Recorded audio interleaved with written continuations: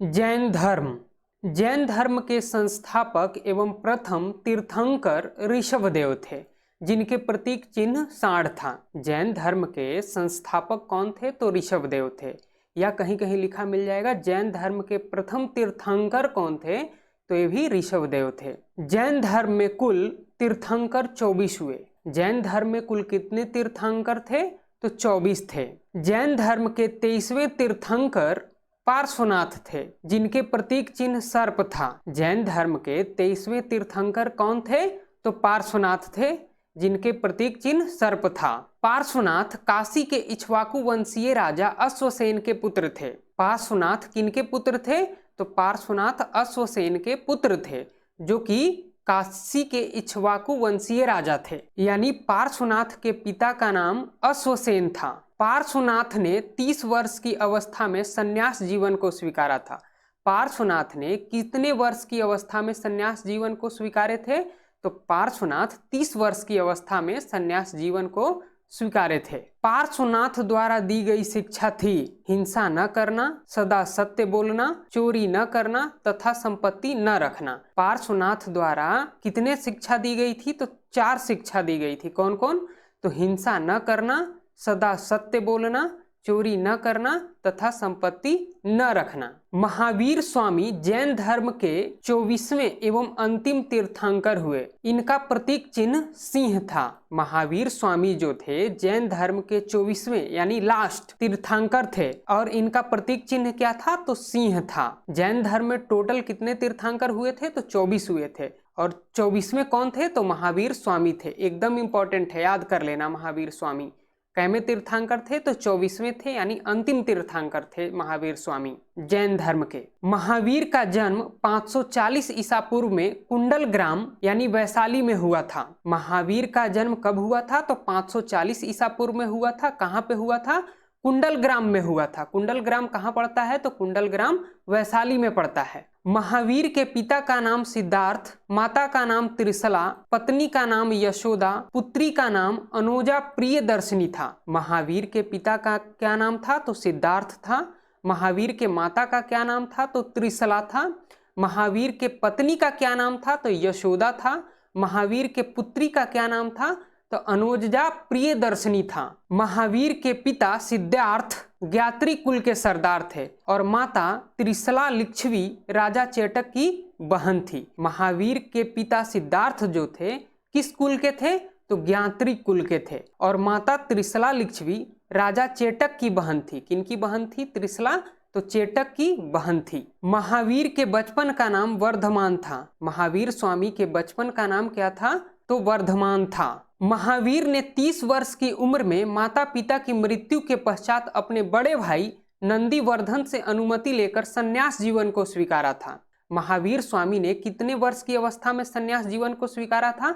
तो 30 वर्ष की अवस्था में संन्यास जीवन को स्वीकारा था। किनसे अनुमति लेकर? तो नंदीवर्धन, यानी नंदीवर्धन कौन थे? तो महावीर स्वामी के बड़े भाई थे। उनसे अनुमति लेकर संन्यास जीवन को स्वीकारे थे महावीर स्वामी ने। कब? अपने माता पिता के मृत्यु के पश्चात। महावीर को 12 वर्षों की कठिन तपस्या के बाद जिरिम्भिक के समीप ऋजुपालिका नदी के तट पर साल वृक्ष के नीचे तपस्या करते हुए संपूर्ण ज्ञान का बोध हुआ। इसी समय से महावीर जीन अहर्त निग्रंथ कहलाए। महावीर को कितने वर्षों की कठिन तपस्या के बाद संपूर्ण ज्ञान का बोध हुआ था? तो 12 वर्षों की कठिन तपस्या के पश्चात महावीर स्वामी को संपूर्ण ज्ञान का बोध हुआ था। कहाँ पे हुआ था? तो जिरिम्भिक के समीप ऋजुपालिका नदी के तट पर साल वृक्ष के नीचे हुआ था। इसी समय से महावीर जीन यानी विजेता, अहर्त यानी पूज्य, निग्रंथ यानी बंधनहीन कहलाए। जब संपूर्ण ज्ञान का बोध हो गया था उसके बाद महावीर ने अपना उपदेश प्राकृत यानी अर्ध मगधी भाषा में दिए हैं। महावीर ने अपना उपदेश किस भाषा में दिए हैं? तो प्राकृत भाषा यानी अर्ध मगधी भाषा में दिए हैं। महावीर के अनुयायियों को मूलतः निग्रंथ कहा जाता था। महावीर के अनुयायियों को क्या कहा जाता था? तो निग्रंथ कहा जाता था। महावीर के प्रथम अनुयायी उनके दामाद जामिल बने। महावीर के प्रथम अनुयायी कौन थे? तो जामिल थे। जामिल कौन थे? तो जामिल जो थे महावीर के दामाद थे, यानी किसके पति? अनुजा प्रियदर्शिनी के पति थे जामिल। महावीर के पुत्री का नाम क्या था? अनोजा प्रियदर्शनी था। तो अनोजा प्रियदर्शनी के पति कौन थे? जामिल थे,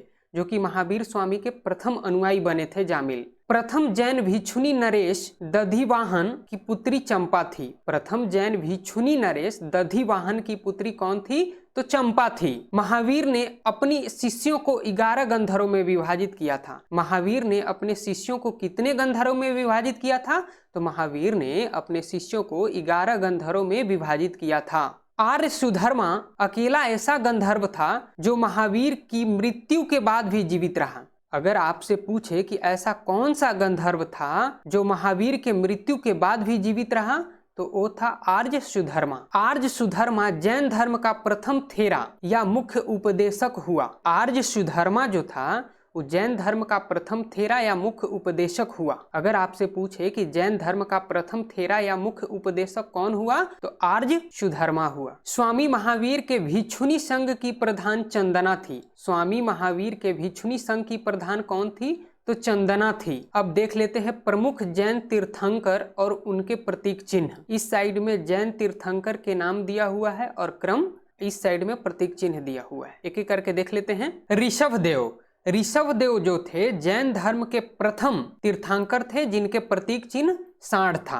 अजीतनाथ। अजीतनाथ जो थे जैन धर्म के द्वितीय तीर्थंकर हुए, जिनके प्रतीक चिन्ह हाथी था। संभव। संभव जो था उज्जैन धर्म के तृतीय तीर्थंकर थे, जिनके प्रतीक चिन्ह घोड़ा था। संपार्श्व। संपार्श्व जो थे जैन धर्म के सप्तम तीर्थंकर थे, जिनके प्रतीक चिन्ह स्वास्तिक था। शांति। शांति जैन धर्म के 16वां तीर्थंकर हुए, जिनके प्रतीक चिन्ह हिरण था। अरनाथ। अरनाथ जो थे जैन धर्म के 18वां तीर्थंकर हुए, जिनके प्रतीक चिन्ह मीन था। नामी। नामी जैन धर्म के 21वें तीर्थंकर हुए, जिनके प्रतीक चिन्ह नीलकमल था। अरिष्टनेमी। अरिष्टनेमी जैन धर्म के 22वें तीर्थंकर हुए, जिनके प्रतीक चिन्ह शंख था। पार्श्व। पार्श्व या पार्श्वनाथ जैन धर्म के 23वें तीर्थंकर हुए, जिनके प्रतीक चिन्ह सर्प था। महावीर। महावीर स्वामी जो थे जैन धर्म के 24वें एवं अंतिम तीर्थंकर हुए, जिनके प्रतीक चिन्ह सिंह था। दो जैन तीर्थंकरों ऋषभदेव एवं अरिष्टनेमी के नामों का उल्लेख ऋग्वेद में मिलता है। अरिष्टनेमी को भगवान श्री कृष्ण का निकट संबंधी माना जाता है। दो जैन तीर्थंकरों कौन कौन? ऋषभदेव और अरिष्टनेमी के नामों का उल्लेख किस वेद में मिलता है? तो ये ऋग्वेद में मिलता है। अब हम लोग जैन संगतियां के बारे में देख लेते हैं। टोटल 2 जैन संगति हुआ था। किस वर्ष में हुआ था और कहाँ पे हुआ था और कौन अध्यक्ष से, दोनों देख लेते हैं। प्रथम जैन संगति कब हुआ था? तो 300 ईसा पूर्व में हुआ था। स्थान कहाँ था? तो पाटलिपुत्र था। अध्यक्ष कौन थे प्रथम जैन संगति का? तो स्थूलभद्र थे। द्वितीय जैन संगति कब हुई थी? तो 6ठी शताब्दी में हुई थी। स्थान कहाँ पे था? तो बल्लभी में था। बल्लभी गुजरात में पड़ता है। अध्यक्ष कौन थे द्वितीय जैन संगति का? तो क्षमा श्रवण थे। जैन मत श्वेतांबर एवं दिगंबर नामक 2 संप्रदायों में बट गया था। जैन मत जो था यानी जैन धर्म जो था 2 संप्रदायों में बट गया था। कौन कौन था?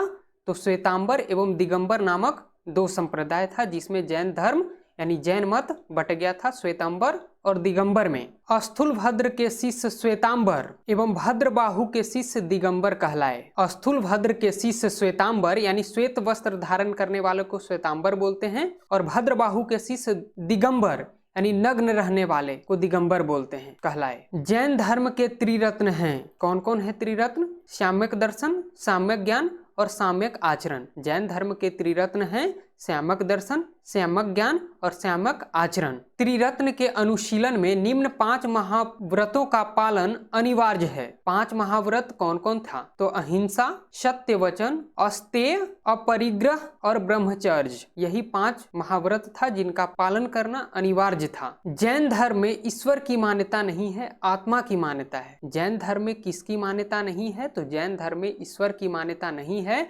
जैन धर्म में आत्मा की मान्यता है। महावीर पुनर्जन्म एवं कर्मवाद में विश्वास करते थे। महावीर स्वामी जो थे किन में विश्वास करते थे? तो पुनर्जन्म एवं कर्मवाद में विश्वास करते थे महावीर स्वामी। जैन धर्म के सप्तभंगी ज्ञान के अन्य नाम स्यादवाद व अनेकांतवाद है। जैन धर्म के सप्तभंगी ज्ञान के अन्य नाम क्या है?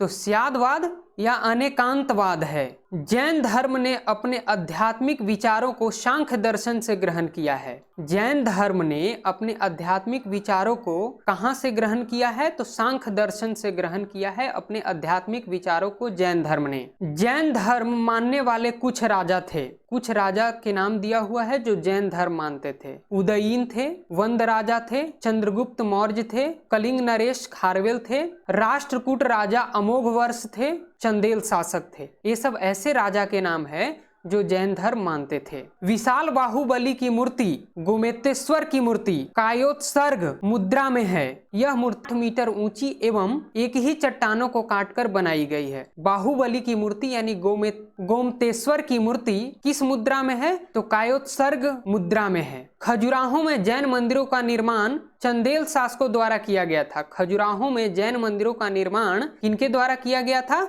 तो चंदेल शासकों के द्वारा किया गया था। मौर्योत्तर युग में जैन धर्म का प्रसिद्ध केंद्र था। कहाँ पे था? मौर्योत्तर युग में जैन धर्म का प्रसिद्ध केंद्र कहाँ पे था? मथुरा में था। मौर्योत्तर युग में जैन धर्म का प्रसिद्ध केंद्र कहाँ था? तो मथुरा में था। मथुरा कला का संबंध है किससे? तो जैन धर्म से। मथुरा कला का संबंध है किससे? तो जैन धर्म से। जैन तीर्थंकरों की जीवनी भद्रबाहु द्वारा रचित कल्पसूत्र में है। जैन तीर्थंकरों की जीवनी भद्रबाहु द्वारा रचित कल्पसूत्र में है। कहाँ पे है? जैन तीर्थंकरों की जीवनी तो भद्रबाहु द्वारा रचित कल्पसूत्र में है। कल्पसूत्र के रचयिता कौन थे? तो भद्रबाहु थे। 72 वर्षों की आयु में महावीर की मृत्यु यानी निर्वाण हो गई थी। महावीर स्वामी की मृत्यु कितने वर्षों की अवस्था में हुई थी?